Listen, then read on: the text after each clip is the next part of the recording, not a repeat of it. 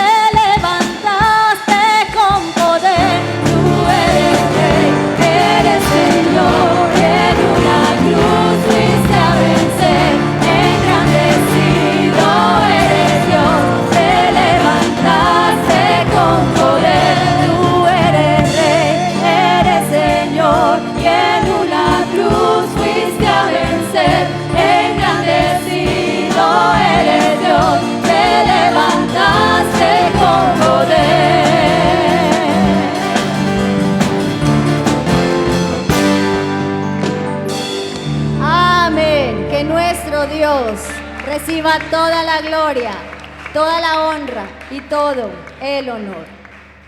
Los niños pueden salir, yo creo. Bueno, hermanos, voy a pedirles que miren conmigo en sus Biblias, por favor, en el Evangelio de Mateo. Ya la hermana Esperanza nos guió en la lectura de este pasaje. En Mateo, en el capítulo 11, Mateo capítulo 11, pero quiero que volvamos a leer el versículo 12.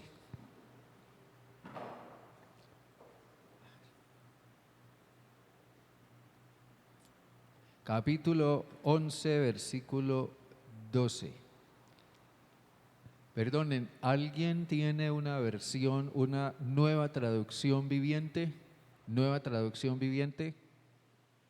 ¿Alguien la tiene? ¿Nadie? ¿Sí? Permítanme, está mejor. Ya la devuelvo. Bueno.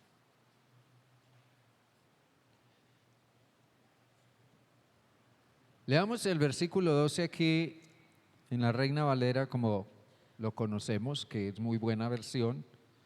Capítulo 11, versículo 12 dice: desde los días de Juan el Bautista hasta ahora, el reino de los cielos sufre violencia y los violentos lo arrebatan. ¿Ya? Eso dice la versión Reina Valera. Aquí la nueva traducción viviente, el mismo versículo 12, 11, 12, dice: desde los días en que Juan el Bautista comenzó a predicar hasta ahora, el reino del cielo ha avanzado, perdón, el reino del cielo ha venido avanzando con fuerza y gente violenta lo está atacando. Vuelvo a leerlo. Desde los días en que Juan el Bautista comenzó a predicar hasta ahora, el reino del cielo ha venido avanzando con fuerza y gente violenta lo está atacando. Interesante eso, ¿verdad? Esa versión. Es un tanto extraño el concepto que Jesús tiene de la violencia.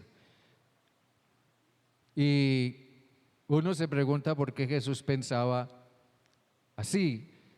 Yo creo que Jesús tenía un concepto muy profundo de las cosas que generalmente nosotros tendemos a interpretar a veces de una manera demasiado limitada o demasiado superficial.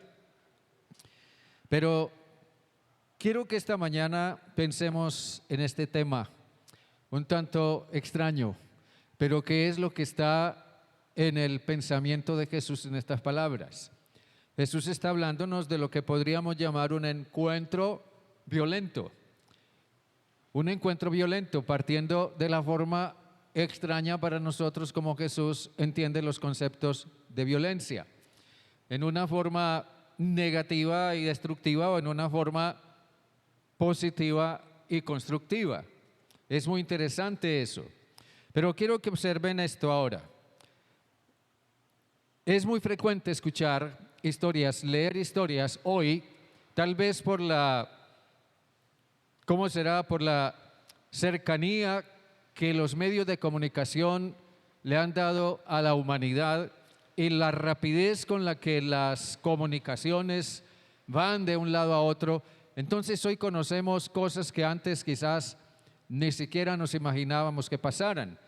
Y uno se encuentra con casos en que un esposo musulmán profundamente celoso de su tradición religiosa asesinó a su hijo porque se hizo cristiano, porque la ley musulmana dice que el que se hace cristiano es merecedor de la muerte y el padre tiene derecho a quitarle la vida si es el caso.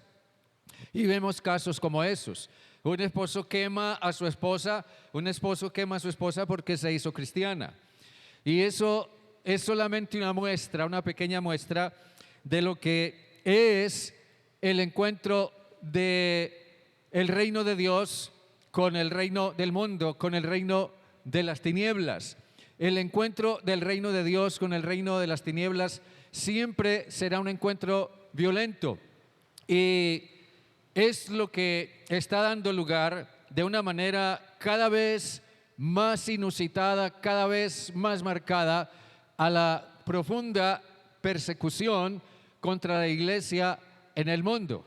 Y yo quiero que hablemos y pensemos con respecto a eso a la luz de lo que Jesús dice aquí en este versículo 12 del capítulo 11 de Mateo.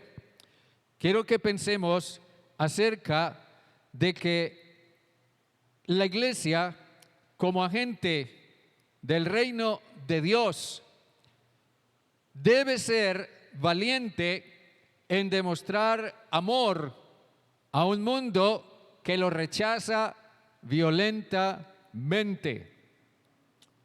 ¿Están conmigo, hermanos? Amén. Piense en esto. El reino de Dios no es violento, no se impone violentamente según nosotros entendemos y vemos lo que es la violencia. La realidad hoy es que las diferentes ideologías en el mundo, ideologías políticas como el socialismo, por ejemplo, ideologías moralistas o ideologías LGTB o ideologías que defienden el aborto y otras cosas, ideologías religiosas que preponderan en el mundo ampliamente, todas esas ideologías han asumido que el mensaje cristiano violenta sus derechos. y su libertad, y han creado el discurso del mensaje de odio, y solo porque la Biblia va en contravía de sus criterios y ellos encuentran en el mensaje de la iglesia un obstáculo insalvable, un obstáculo que no pueden quitar, del que no se pueden deshacer para lograr sus fines y sus propósitos. Pero al contrario, el reino de Dios es un reino de paz. Es Dios extendiendo su mano de paz a una humanidad que es enemiga suya. El reino de Dios es un reino de respeto. Dios respeta profundamente la libertad y el libre albedrío de los seres humanos, al punto de que Dios permite, si alguien quiere vivir como le da la gana, Dios simplemente lo deja que viva como quiera. Dios no se interpone a eso, pero sí advierte de las consecuencias que eso traerá. El reino de Dios es un reino de diálogo. Yo veo en la Biblia un Dios que dialoga, que busca, se abre al diálogo con la humanidad. Pero también el reino de Dios es un reino de amor, porque Dios ha expresado de una manera muy profunda su amor por la humanidad por medio de Cristo. Si usted mira bien el evento de la cruz, ¿ha pensado usted en el evento de la cruz en el Calvario? ¿Usted ha pensado en el Cristo que fue crucificado y levantado en esa cruz?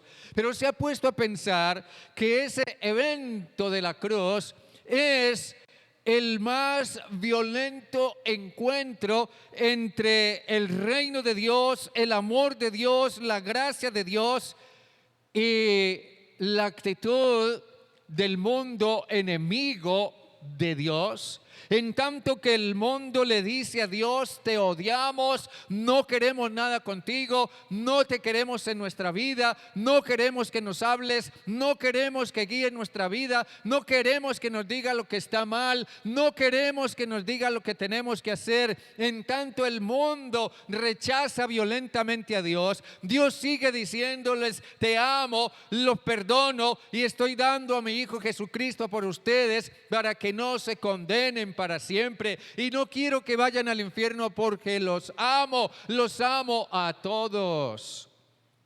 Ese fue un encuentro inaudito, el de la cruz. Y es precisamente por eso, porque el reino de Dios es un reino de paz, de respeto, de diálogo y de amor, que el reino se abre paso con fuerza irresistible. Se ha abierto paso en la historia y continúa abriéndose paso hoy de manera irresistible. Yo recuerdo el caso de Jesús sentado a la orilla de un pozo en camino de Judea hacia Galilea, tratando de llegar. Cansado, se sentó junto a un pozo y se puso a conversar con una mujer que vino a sacar agua. Jesús dialogó con aquella mujer y en ningún momento la mujer se quejó de que Jesús hubiera violado su derecho o que Jesús hubiera querido imponer su punto de vista o su criterio sobre ella. La mujer en ningún momento le dijo a Jesús: tu mensaje es un mensaje de odio porque me estás diciendo que lo que estoy haciendo es malo, porque me estás diciendo que no puedo tener 5 maridos y yo puedo tener 5 maridos si me da la gana tener 5 maridos, y si quiero tener no 5 maridos sino 5 mujeres conmigo, no tienes por qué meterte. Ella no le dijo a Jesús nada de eso, al contrario, ella reconoció que lo que Jesús le estaba diciendo estaba realmente mal, espiritualmente mal y moralmente mal. Pero En Cristo Jesús el reino de Dios se abrió paso por su amor hacia el corazón de esa mujer, que no solo terminó reconociendo su problema y su pecado, sino que también reconoció que Jesús era su Salvador. Y así ha sido a través de la historia. Por eso el reino de Dios ha persistido. Y por eso han sido rescatadas y siguen siendo rescatadas millones de almas para el cielo. El reino de Dios ha avanzado con fuerza y el mundo ha sentido su impacto. Entonces, al sentir el impacto del reino de Dios, el mundo ha respondido y está respondiendo con ira incontenible. Se han encontrado dos fuerzas impetuosas e irresistibles. En este pasaje de Mateo, Juan el Bautista representa el reino y representa el mensaje y los criterios y los valores y el punto de vista del reino de Dios con respecto a la vida, al ser humano y a todo lo que atañe a la vida humana. El ministerio y la predicación de Juan el Bautista fueron claros. Su método fue fuerte. Juan el Bautista no se anduvo por las ramas ni dio rodeos para decirle a la gente: arrepiéntanse porque el reino de los cielos se ha acercado. También le dijo a la gente: no sean hipócritas. Ustedes tienen que demostrar con frutos que realmente se han arrepentido. Ustedes tienen que reconocer que Dios va a derramar juicio sobre sus pecados y si no se arrepiente, sus almas van a perderse para siempre. Y el mundo escuchó a Juan el Bautista y el mundo reaccionó a su mensaje. Unos se arrepintieron, pero otros fueron terriblemente hostiles, como Herodes, a quien Juan el Bautista le dijo: tú estás viviendo en adulterio, tú no puedes tener la mujer que tienes porque esa es la esposa de tu hermano. Y a Herodes no le gustó para nada eso, hizo meter a Juan en la cárcel y después lo ejecutó. En otras palabras, lo asesinó. Juan el Bautista fue menoscabado, fue asesinado y fue acallado violentamente. El mal, el orgullo humano y el error se levantaron contra el reino de Dios. El reino de Dios siempre estará en conflicto con el mundo y con quienes no creen.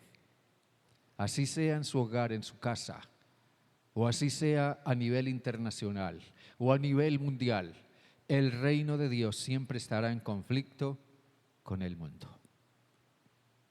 Juan el Bautista, con su ministerio profético, diciéndole al mundo la verdad de Dios, nos enseña que el reino de Dios se abre paso con fuerza y que al llegar, al entrar, al penetrar el reino de Dios en el mundo, en el pensamiento humano, en la vida humana, al penetrar en los hogares, en las familias, en las naciones, en el gobierno, en las religiones, en las ideologías, donde quiera que sea, al entrar el reino de Dios, violenta el status quo de la gente, le mueve el piso a la gente como un terremoto y hace que la gente reaccione o para bien o para mal. Pero el reino de Dios no se anda con delicadezas, ni se anda con formalismos. El profeta del reino de Dios dice las cosas de Dios como son. Todo esto me ha llevado a mí a una reflexión que quiero compartirles esta mañana. Una reflexión en la que como iglesia nosotros debiéramos preguntarnos: ser iglesia hoy. Ser iglesia hoy, avancemos la diapositiva. Ser iglesia hoy, ¿qué implica? ¿Qué significa? ¿Se ha puesto usted a pensar qué significa ser iglesia hoy? Hoy, ahora, en el siglo XXI, en este mes de julio de este año que sigue avanzando? ¿Qué significa ser iglesia hoy? Iglesia, sí sabemos exactamente en medio de qué estamos, en medio de qué está la iglesia hoy.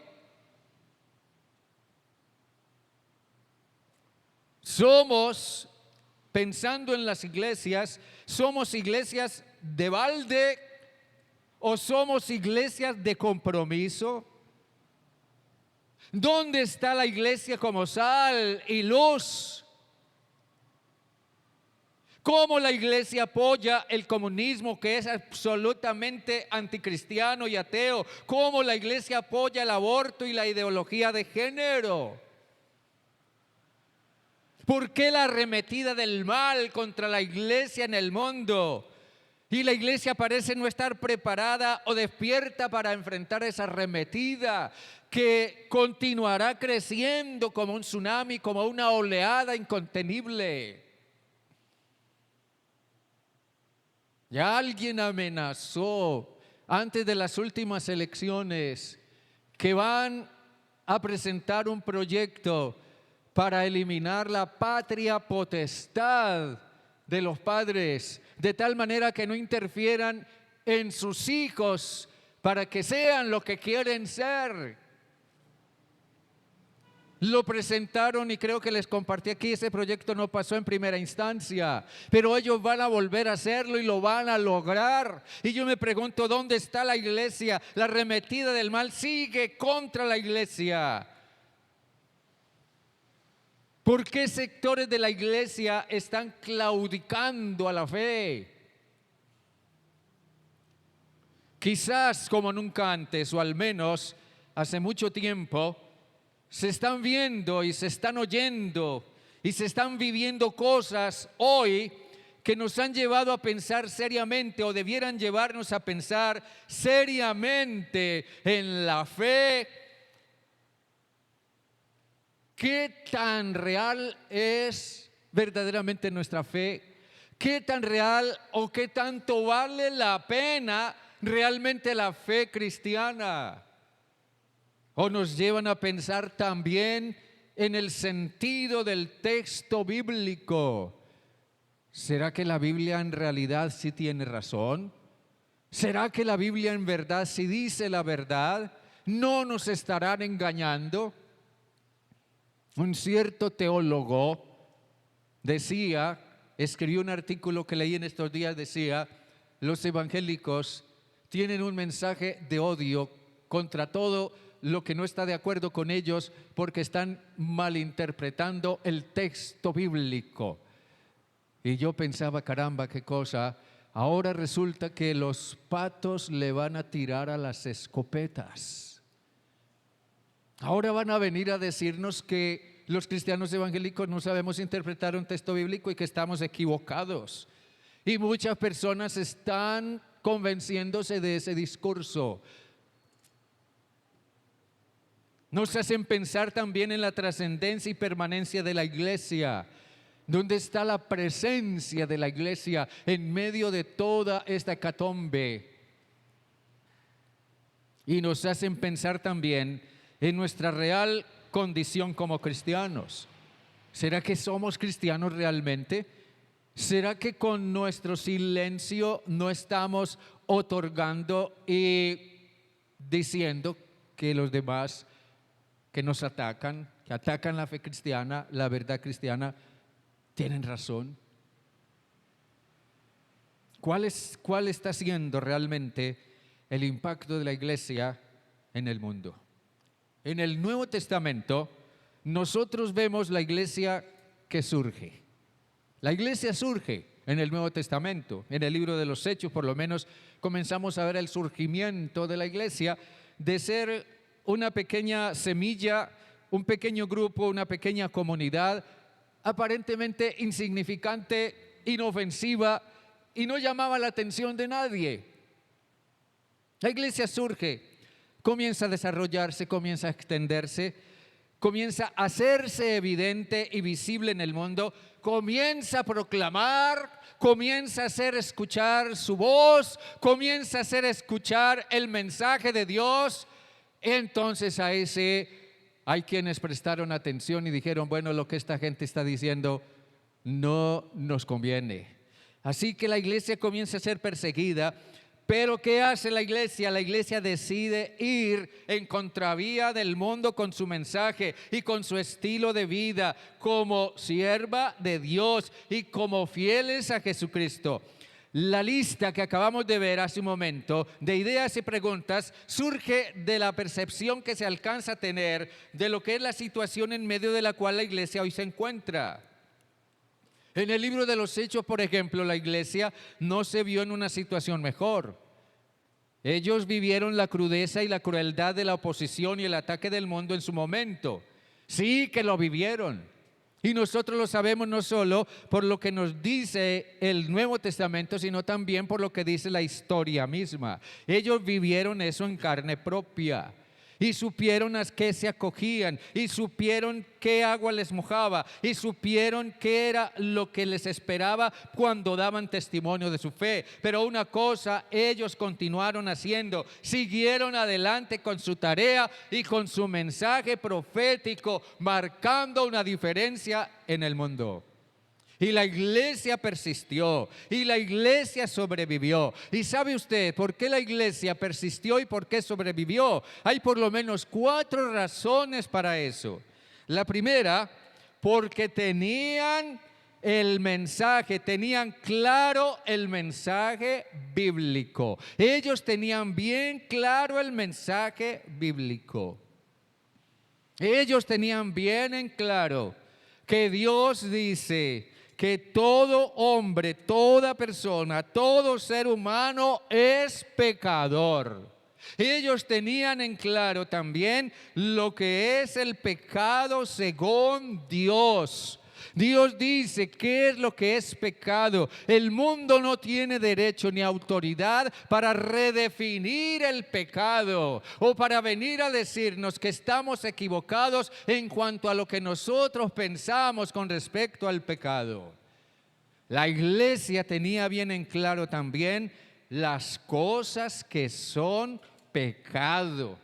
Las cosas que son pecado. Pablo escribía a los Gálatas y les decía: manifiestas son las obras de la carne, que son: el adulterio es pecado, la fornicación es pecado, la inmundicia, cualquiera que sea la expresión moral en que la inmundicia se manifiesta, es pecado, la lujuria, la idolatría, las hechicerías, las enemistades, los pleitos, los celos, las iras, las contiendas, las divisiones y las herejías, la envidia, los homicidios, las borracheras, las orgías y cosas semejantes son pecado, porque están en contra de la santidad y de la voluntad de Dios. Y la iglesia tenía bien en claro eso. Amén, hermanos. Por otra parte, la iglesia persistió y sobrevivió porque ellos supieron discernir las ideologías y los sistemas de pensamiento de su tiempo. Ellos fueron atentos a eso. Y tuvieron líderes y pastores que supieron mantener a la iglesia al tanto de las ideologías que pretendían imponer su punto de vista e infiltrarse en la iglesia. Como por ejemplo el gnosticismo. El gnosticismo que negaba la divinidad de Jesucristo. Y aparte o a raíz de eso, establecieron la idea de que la vida se puede vivir, o que se puede ser cristiano, mejor, que se puede ser cristiano porque lo espiritual no puede ser afectado por lo que yo haga materialmente. Lo que yo haga con mi cuerpo no afecta mi espíritu, decían los gnósticos. Entonces yo puedo ser cristiano, yo puedo adorar a Dios, yo puedo alabar a Dios, yo puedo asistir a la iglesia, pero al mismo tiempo puedo ir a emborracharme, o puedo ir al motel con mi amante, o puedo ir a la casa de prostitución, o puedo tomar trago, puedo hacer lo que quiera, porque eso no afecta a mi espiritualidad. Eso pensaban los gnósticos. Y quisieron infiltrar esa forma de pensar, esa ideología en la iglesia. Y la iglesia tuvo que enfrentar también a los judaizantes, que eran el otro extremo. Los judaizantes que decían, no, creer en Cristo para ser salvos no es suficiente. Tienes también que cumplir con la ley, tienes que guardar el sábado, tienes que agregarle algo más a tu fe en Cristo para que seas verdaderamente salvo.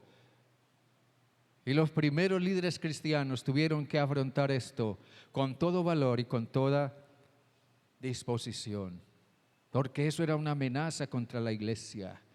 La iglesia persistió y sobrevivió porque permanecieron fieles, viviendo y defendiendo la verdad.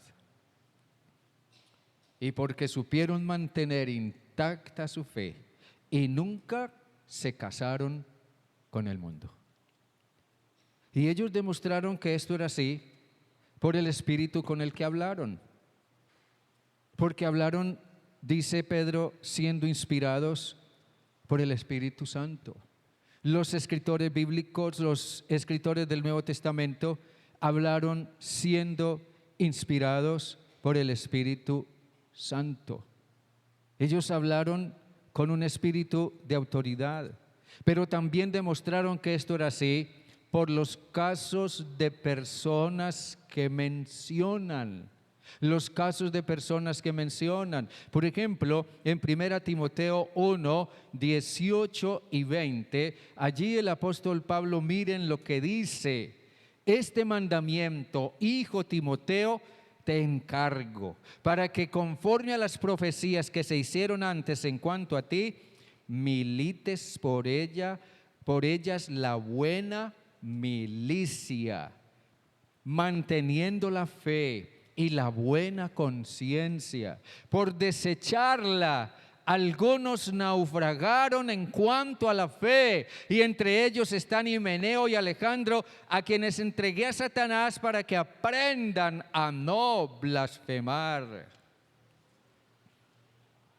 Y en el capítulo 4, ahí mismo, los versículos 1 y 2 dice: pero el Espíritu dice claramente que en los últimos tiempos, algunos apostatarán de la fe, escuchando a espíritus engañadores y a doctrinas de demonios, de hipócritas y mentirosos, cuya conciencia está cauterizada.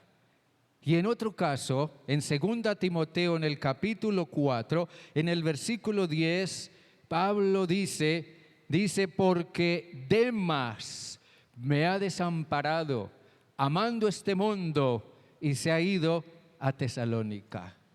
Casos de personas en las iglesias. Y la iglesia demostró que esto era así también, porque los que asumían una posición contraria eran separados de la comunión de la iglesia.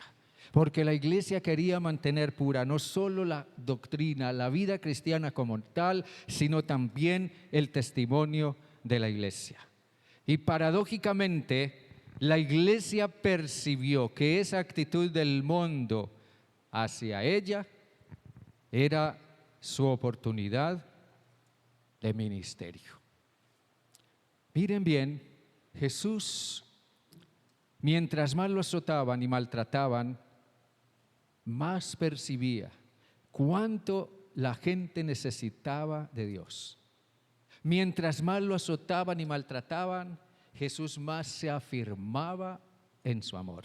Sí, en Cristo Jesús, el amor de Dios se desbordó de una manera incontenible, de una manera, en el concepto de Jesús, violenta, de una manera, yo diría, hasta obstinada. Mientras más mal me traten, yo más los amaré. yo más los perdonaré. Mi amor va a ser más grande que el odio que ustedes tienen contra Dios. Mi amor por ustedes va a ser más grande, es más grande que su pecado y que su rebelión. Mi amor por ustedes es más grande que todo el mal que ustedes pudieran hacerme o hacerle a la iglesia. La iglesia no se detuvo a hacer muchas preguntas con respecto a eso. La iglesia solo continuó haciendo su tarea. Yo veo que si se quiere llevar a cabo la misión establecida por Jesús, es verdad, no se puede congeniar con el mundo. El apóstol Santiago decía que si la iglesia se hace amiga del mundo, se convierte en enemiga de Dios.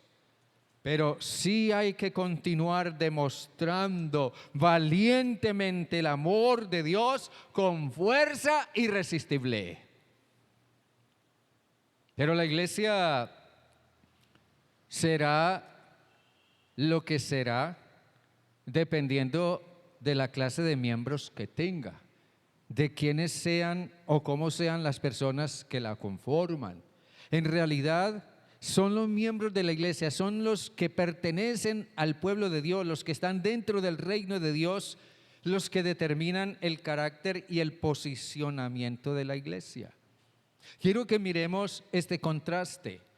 En el Nuevo Testamento se contrastan dos tipos de iglesias.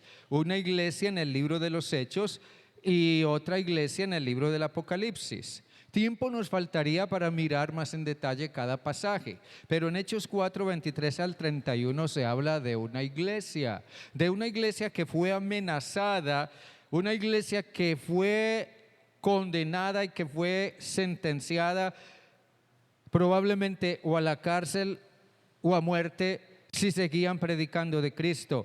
Y Pedro con Juan, después de haber sido liberados de la cárcel, vinieron a la iglesia, los encontraron reunidos en un lugar y les dijeron lo que los gobernantes les habían mandado hacer. Y uno diría, bueno, ante un anuncio de esos, entonces apague y vámonos. Es mejor que cada quien se vaya por su lado y se oculte donde pueda. Pero la iglesia no hizo eso, porque Lucas dice que en cuanto escucharon lo de las amenazas, levantaron su voz a Dios, levantaron su voz delante del trono de Dios y comenzaron a orar. Y las características que uno encuentra en los miembros de esta iglesia ante esa circunstancia es que esos miembros ante todo eran valientes, fueron profundamente valientes. Por otra parte, eran gente de fe, de una profunda fe. Ellos sabían que Dios les escuchaba, que Dios los respaldaría, que Dios los guardaría, que Dios se manifestaría, que Dios les abriría camino.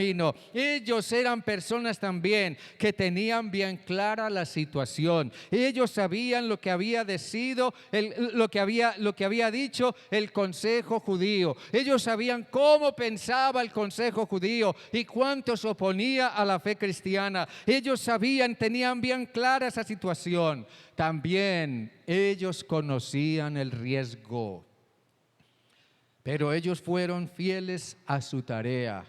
Porque ellos dijeron, Señor, mira sus amenazas y concede a tus siervos que con todo denuedo hablen tu palabra.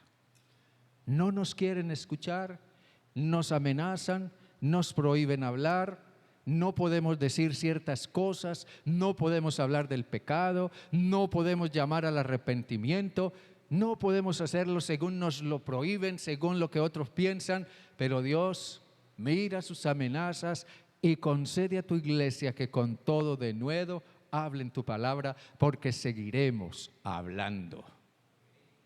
Esta iglesia fue fiel a su tarea y tan fiel fueron a su tarea que movieron en su favor el poder de Dios. Porque dice que cuando hubieron orado, el lugar en donde estaban congregados tembló y fueron llenos del Espíritu Santo y hablaban con valentía la palabra de Dios. Cuando nosotros somos fieles, cuando la iglesia es fiel, Dios es fiel. Amén. Pero ¿qué tal la otra iglesia? Está en Apocalipsis 3, 14 al 22. Apocalipsis 3:14 al 22. Esta es una iglesia muy singular. Es una iglesia que uno no puede estar seguro si realmente es una iglesia o no, según el concepto que tenemos de iglesia. Porque esta iglesia era una iglesia tibia. Los miembros de esta iglesia eran miembros tibios.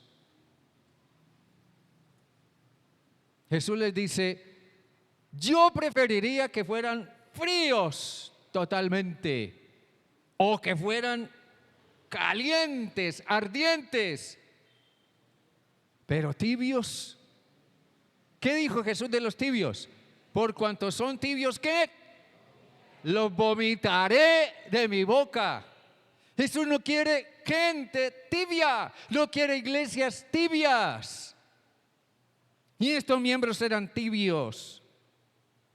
Algo andaba mal con ellos. Los miembros de esta iglesia eran orgullosos y ostentosos.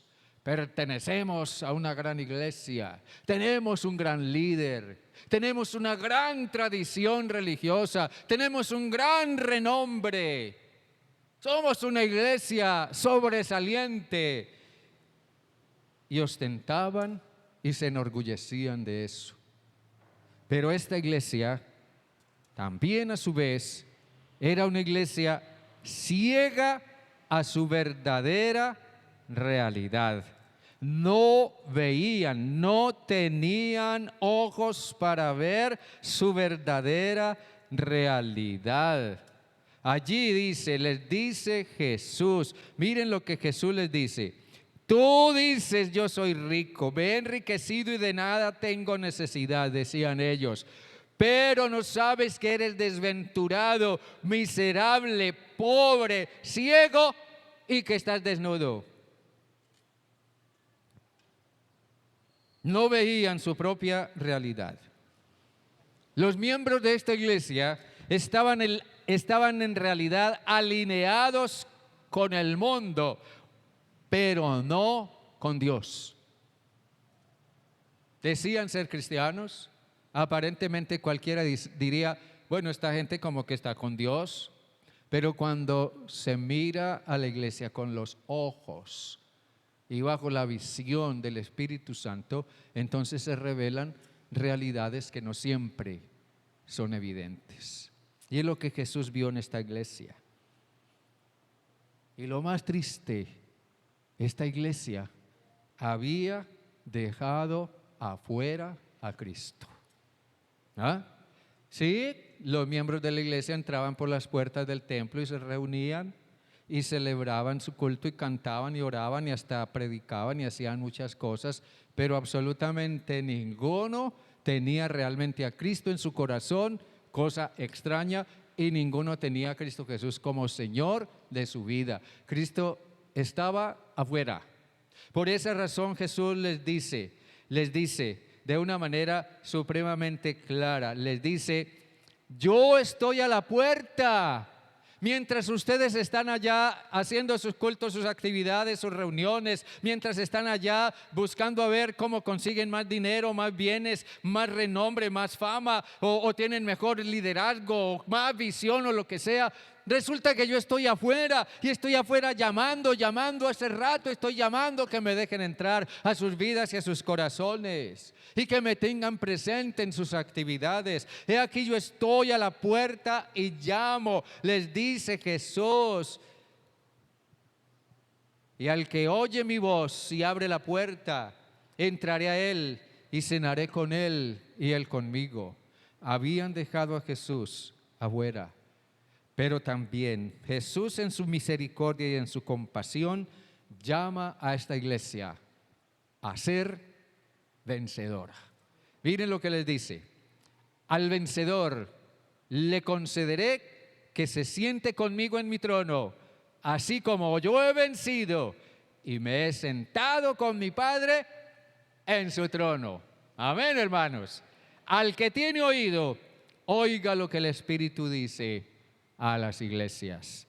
Hermanos queridos, el encuentro del reino de Dios con el reino del mundo, donde impera Satanás, siempre será conflictivo y violento, pero la victoria victoria pertenece a aquellos que sean violentamente decididos en manifestar el amor y la gracia de Dios. Amén, hermanos. ¿Cuántos dicen amén a esto? Amén. Seamos valientes. Sí, en el mejor sentido en que Jesús usa el concepto de la violencia, seamos violentos en manifestar el amor de Dios, la gracia de Dios, hasta de una manera obstinada. Porque Dios recompensará a quienes son fieles. Dios les bendiga, mis hermanos. Estemos de pie, por favor. Dios bueno, a ti te alabamos, te exaltamos y te damos gracias, Dios, por este día tan especial. Y te damos gracias por lo que tu palabra nos enseña, lo que tu palabra nos plantea y sobre todo en tiempos como los que vivimos hoy. Vemos hacia atrás y nos damos cuenta de que la iglesia siempre ha existido en medio del conflicto. La iglesia siempre ha tenido que asumir el carácter de serte fiel, aún en medio de la oposición, del ataque, del conflicto, de la amenaza, de la burla, de lo que sea. Pero la iglesia tiene el deber y la obligación de continuar adelante proclamando tu verdad y diciéndole a las cosas, llamándolas por su verdadero nombre. Dios, más que ofender a nadie, más que demostrarle odio a nadie, ni mucho menos como iglesia, Señor, nosotros queremos manifestar tu amor y tu gracia y tu misericordia. Y el hecho de que prediquemos acerca del pecado y de lo que es pecado es simplemente una manera de demostrar a la gente cuánto Dios les ama al hacerles ver su pecado para rescatarlos de las consecuencias del pecado y darles vida eterna si aceptan a Cristo Jesús. Padre amado, levanta tu iglesia con valor hoy, a esta primera iglesia bautista de Bucaramanga. Levanta a toda iglesia cristiana en esta ciudad, a toda iglesia cristiana en este país. Levanta toda organización, todo ministerio cristiano para que, alineados con Jesús, con la voz profética de tu palabra y también con el punto de vista tuyo con respecto a la realidad del pecado, Señor, podamos seguir llamando a la gente al arrepentimiento y muchos vengan de verdad a Cristo Jesús y le reciban como su Salvador y Señor. Padre, ayúdanos como iglesia a ser fieles, a ser valientes y a ser decididos. Sí, en verdad, creemos lo que Jesús dice. Mientras el reino sufre violencia, por otra parte, los violentos a su vez arrebatarán el reino y llegarán a ser quienes saquen tu propósito adelante por el poder de tu Santo Espíritu. A ti sea la honra y la gloria y la alabanza por siempre, Padre, en el nombre de Jesús. Amén y amén. Dios me les bendiga a todos, mis hermanos.